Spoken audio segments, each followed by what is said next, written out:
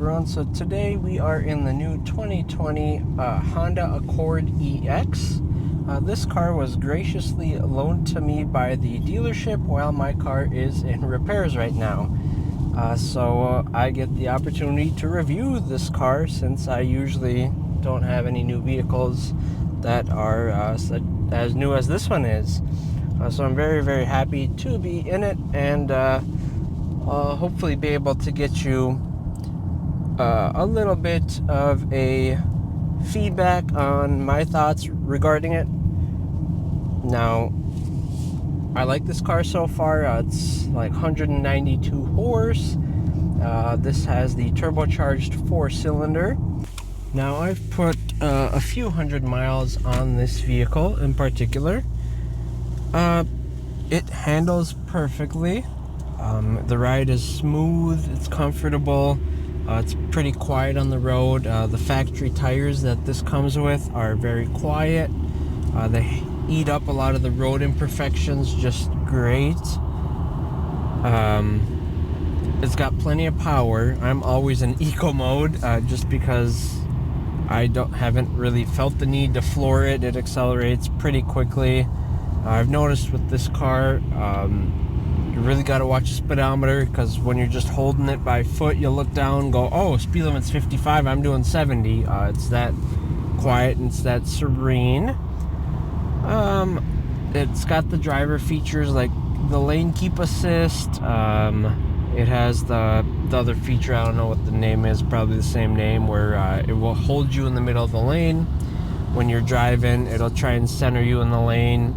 This one has adaptive cruise control, blind spot monitoring on the mirrors. It'll beep at you if you're trying to change lanes and someone's pretty close to you. As for gas mileage, this thing, I've been able to get about 40, I think it was, when I filled up, which is pretty impressive. 40 miles per gallon in a 1.5 liter. This thing is on the light side as well. It's not, it's not a boat, but some of the tech I'm a fan of is on your actual gauge. It'll tell you when you're coming up to a stop sign. It usually will tell you the speed limit if it's pretty accurate. Sometimes it's off, sometimes it's pretty accurate. It kind of depends on. That being said, there is a sport mode here on your actual lever if you feel the need to get sporty.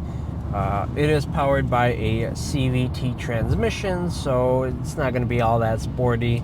If you got to pass someone or do something like that, put it in sport mode. This particular model also has the e-brake. That's actual pull-up e-brake, not a handle. It's a button e-brake, and it comes with brake hold. When you're at the stoplights and you don't feel like holding your foot on the pedal, you just push the brake hold, and then as soon as traffic starts off, you can accelerate using the gas pedal. It also does come with the auto off, so when you come to a stoplight and you don't have the AC on, the car will shut off to save gas mileage. It works all right. It does take maybe half a second of touching the throttle to come back on. As long as you're not in like Chicago or Atlanta traffic or any cutthroat traffic, you'll be fine. In Minnesota, there's people playing on their phones, so a second isn't gonna upset anyone. The one thing that I am not a fan of on this particular car, and since I haven't driven any new cars, I can't tell you whether this is normal, whether this is something that is common on these cars. So on adaptive cruise control, I've had two major complaints. The first one being if you're following a car and the car slows down or something, it will turn on your brake light.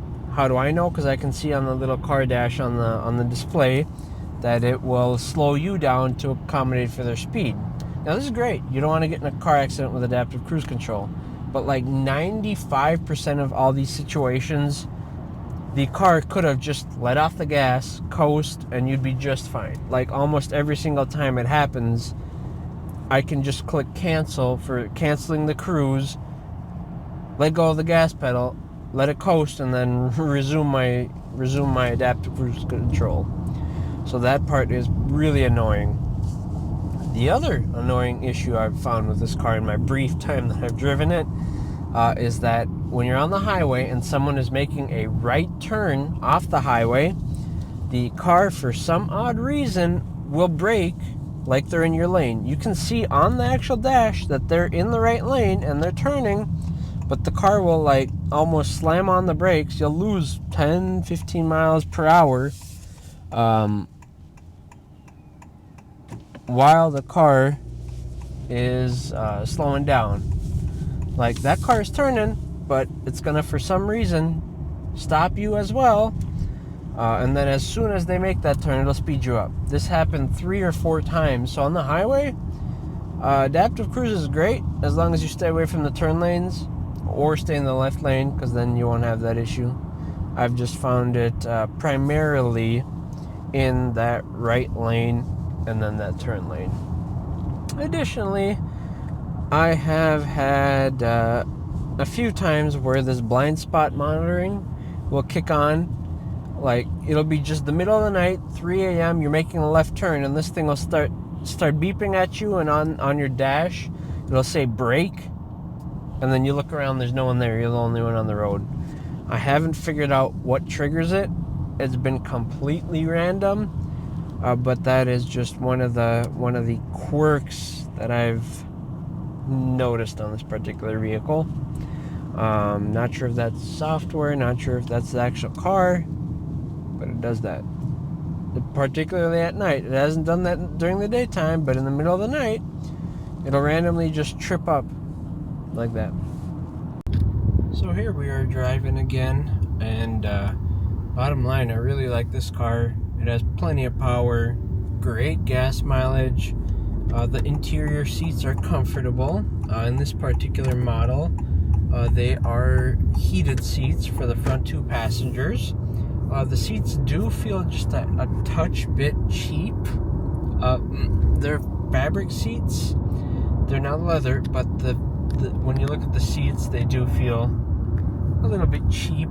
Like they save some money on the materials. But the other thing I don't like about this car is that the speakers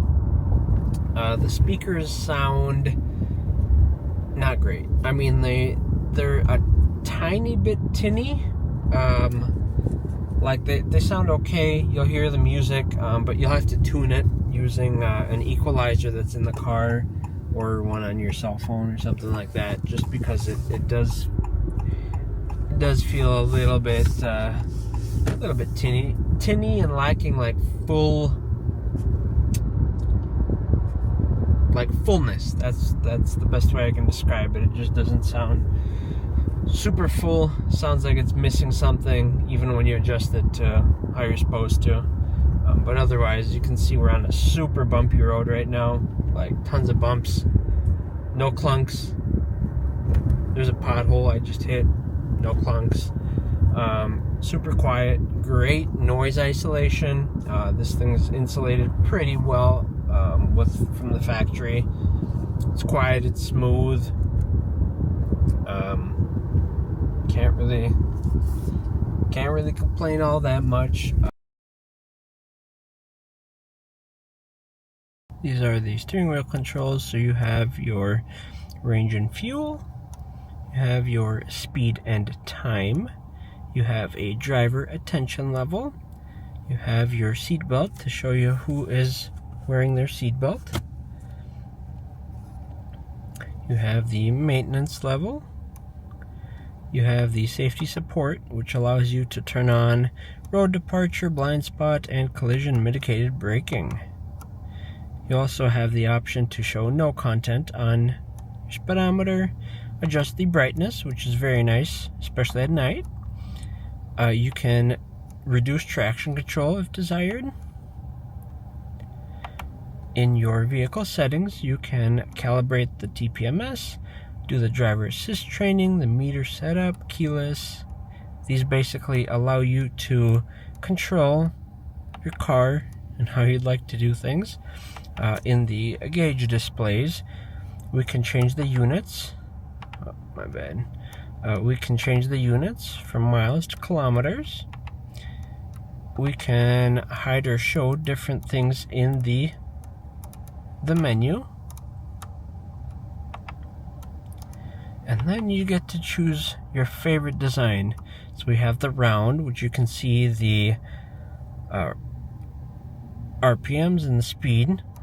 You can choose the bar, which gives you the RPMs on the left and your speed on the right. You can choose a minimal design where the gauges disappear when you're in cruise control.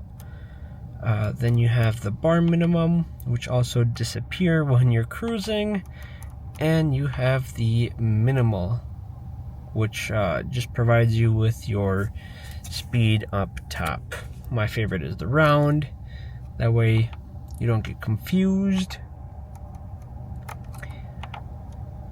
And then you're back to square one on that side of things. And then on this side of things, you can use the wheel on the controller wheel on the wheel to change these settings, which allow you to choose between FM, AM, USB, Bluetooth, or customize the display, which allows you to pick if you want the audio and clock or nothing on the display.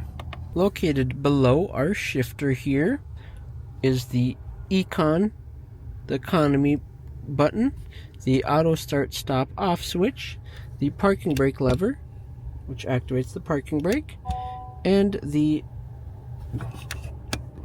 brake hold. When you come to a stoplight, you push this button, and every time you come to a complete stop, the car will hold the brakes on for you. Our climate control and gate and vents, we have this little storage pocket. It does not have wireless charging in this model, but it has a plug-in here, which you can hook up for Android Auto, and here just solely for charging.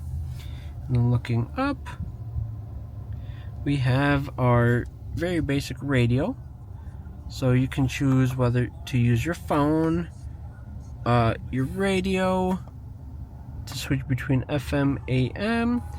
You have your media, which is your Bluetooth device, your USB device, and then you're controlling to your phone. This radio also allows you to see, sorry, there's a lot of flickering. It allows you to see the genre of radio stations. There we go. The genre of radio stations that you can choose from. And then the text lets you see a bigger screen of what you're listening to. And this little thing on the gauge shows you what your car is doing. So if you were to turn on your turn signal, the turn signal icon would flicker, your brake lights. However, at night, it shows your headlights are on, but not your taillights. If it shows your taillights are not on, your taillights are still on. Fun fact. As I'm driving this car around, it feels super just agile, where you can turn the wheel and the car steers exactly where you're trying to go. The car doesn't feel overbearing at all. In my time with the car, I like it. It'd be perfect just for almost everyone who doesn't need a truck or anything four-wheel drive or anything like that. It drives very good. We'll put the pedal down a little bit. And we're already at 55, so yeah, I didn't even go over 3,000 RPMs and we're already at 55 miles an hour. So this car has plenty of power. I mean, you know, it's not a Lexus V8 by any means, but this thing's just great for almost anything you need it for, based on my experience with the car, which honestly ain't all that much. But while I have the car, I might as well give my initial thoughts on it. But as I've been listening to more and more music, I have been finding that the sound system is a little bit inadequate. You can still hear everything just fine, but if you're a music lover or audiophile or something, these speakers just ain't gonna do it for you. Speaker upgrades ain't that hard, but on a 2024, where I think the starting price for this is like $35,000, you'd hope that they put in a little bit better speaker system. But so you can see the dash here. If you set this on, it will hold the steering wheel for you. It'll tell you to keep your hands on the steering wheel when it detects that you're not holding the steering wheel. Because my hands are off the steering wheel. Yeah, it'll tell you steering is required. And then you just jiggle it and the message goes away. But it will hold you in your lane more or less. So if you try and get out of the lane, like it purposely will do, it shakes the steering wheel back to get you in the lane. It highlights the lane that you're missing. So it's a pretty smart car. Will light up the lights where you're going on. Oh, came in a little too hot for that. Hopefully this review was helpful for you. Again, I'm reviewing this car solely because my car's at the dealership and it was under repairs that did not go well. And I have this car for about 4 days now and hoping to get my 2004 Pilot back, just because I'm not a fan of rental cars, especially just in case you hit a deer or something. Don't want to be held responsible for that. So yeah, I got the opportunity to drive this. They put me up in a 2024 CRV, but that thing was a massive blind spot of a car, so I asked for something a little bit smaller and more fuel efficient, which is why I got this, and decided while I got the car, might as well do a review, because it's not every day I get to be in a new car like this. But if I was seriously considering buying a car like this, wouldn't buy the EX model personally. I'd buy the one that has the leather seats, and then I would also buy the one that's the sportier model. I think is it the Sport? Just simply because it has a bigger motor. It makes a little bit better horsepower. Either that, or I would go with the hybrid, because the hybrid, it's a hybrid, so you get better gas mileage, and I do believe it has a little bit more horsepower than this. Don't quote me on that. Didn't look at the specs. I was at the dealership looking at cars, and I think that's correct, from if I remember correctly when I was looking at the spec sheets.